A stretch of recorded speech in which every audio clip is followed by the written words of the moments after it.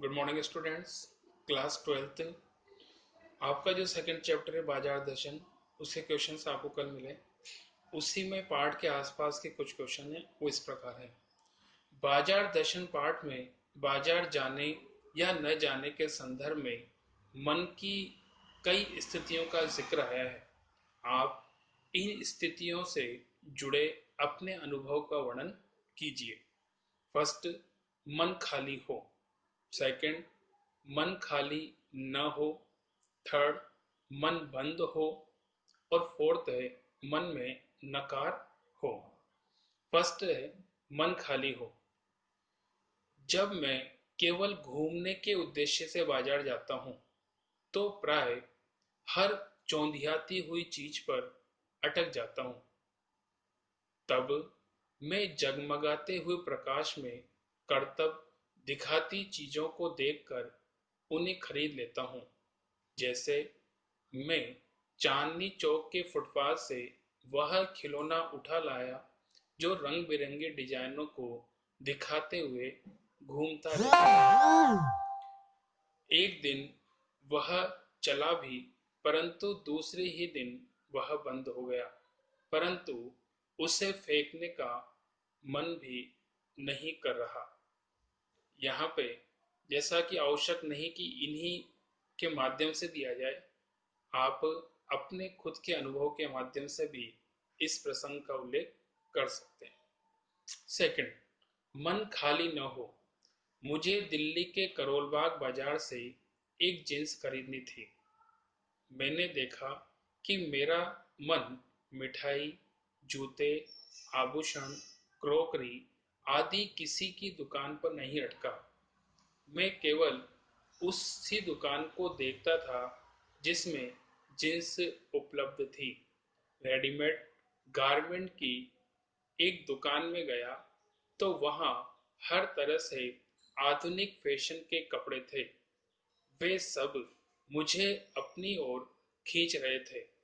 परंतु मैंने दुकानदार से पूछा, जींस है?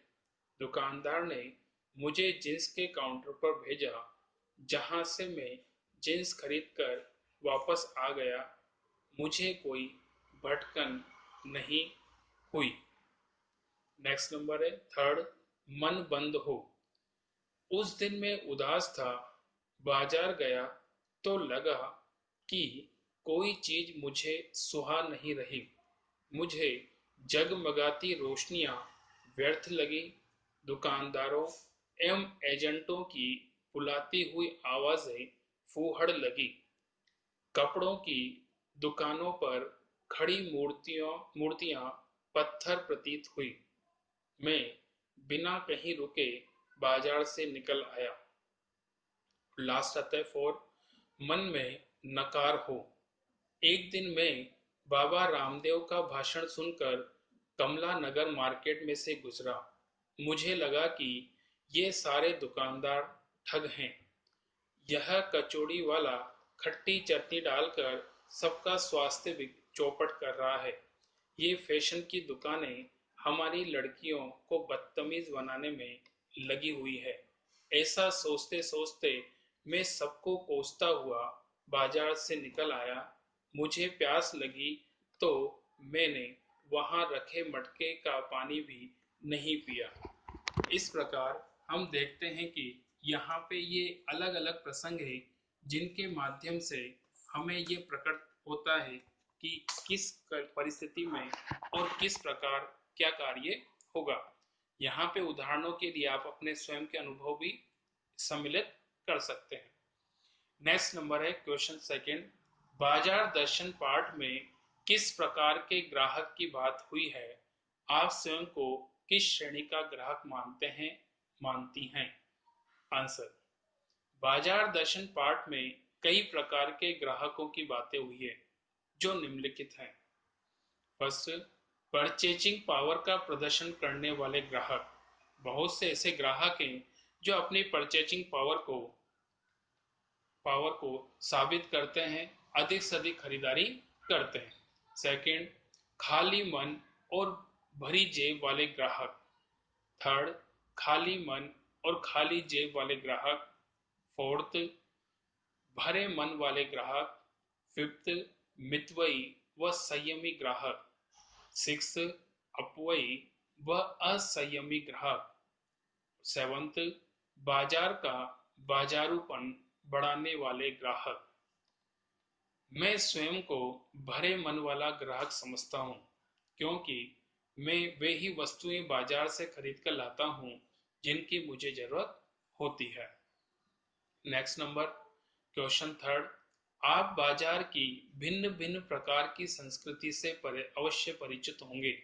मॉल की संस्कृति और सामान्य बाजार और हाट की संस्कृति से में आप क्या अंतर पाते हैं? परचेजिंग पावर आपको किस तरह के बाजार में नजर आती है? आंसर, मॉल की संस्कृति में बाजार की परचेजिंग पावर को बढ़ावा मिलता है। यह संस्कृति उच्च और उच्च मध्यम वर्ग से संबंधित है। यहाँ एक ही छत के नीचे विभिन्न तरह के सामान मिलते हैं तथा चकाचौंध व लूट चरम सीमा पर होती है। यहाँ बाजारूपन भी पूरे उफान पर होता है। सामान्य बाजार में मनुष्य की जरूरत का सामान अधिक होता है। यहाँ शोषण कम होता है तथा आकर्षण भी कम होता है। यहाँ ग्राहक व दुकानदार में सद्भाव होता है। यहाँ का ग्राहक मध्य वर्ग का होता है। हाट संस्कृति में निम्न वर्ग व ग्रामीण परिवेश का ग्राहक होता है। इसमें दिखावा नहीं होता तथा मोल भाव भी नाम मात्र का होता है। परचेजिंग पावर मॉल संस्कृति में नजर आती है, क्योंकि यहाँ अनावश्यक सामान अधिक खरीदे जाते हैं। Next number four. लेखक ने पाठ में संकेत किया है कि कभी-कभी बाजार में आवश्यकता ही शोषण का रूप धारण कर लेती है। क्या आप इस विचार से सहमत हैं? तर्क सहित उत्तर दीजिए। हम इस विचार से पूर्णतया सहमत हैं। कभी कभी बाजार में आवश्यकता ही शोषण का रूप धारण कर लेती है। आमतौर पर देखा जाता है कि जब ग्राहक अपनी आवश्यकता को बताता है तो दुकानदार उस वस्तु का दाम बढ़ा देता है। हाल ही में चीनी के दामों में भारी उछाल आया है, क्योंकि इसकी कमी का अंदेशा था तथा यह आम आदमी के लिए जरूरी वस्तु थी। और लास्ट नंबर फिफ्थ। स्त्री माया न जोड़े। यहाँ माया शब्द किस की ओर संकेत कर रहा है? स्त्रियों द्वारा माया जोड़ना प्रकृति प्रदत्त नहीं बल्कि परिस्थिति वश है। वे कौन सी परिस्थितियां होगी जो स्त्री को माया जोड़ने के लिए विवश कर देती है? आंसर, यहाँ माया शब्द का अर्थ धन संपत्ति, जरूरत की वस्तुएं। आमतौर पर स्त्रियों को माया जोड़ते देखा जाता है। इसका कारण उनकी परिस्थितियां हैं जो निम्नलिखित हैं: आत्मनिर्भरता की पूर्ति, घर की जरूरतों को पूरा करना, अनिश्चित भविष्य, अहम भाव की तुष्टि, बच्चों की शिक्षा, संतान, विवाह हेतु। इस प्रकार आपका ये चैप्टर कंप्लीट होता है।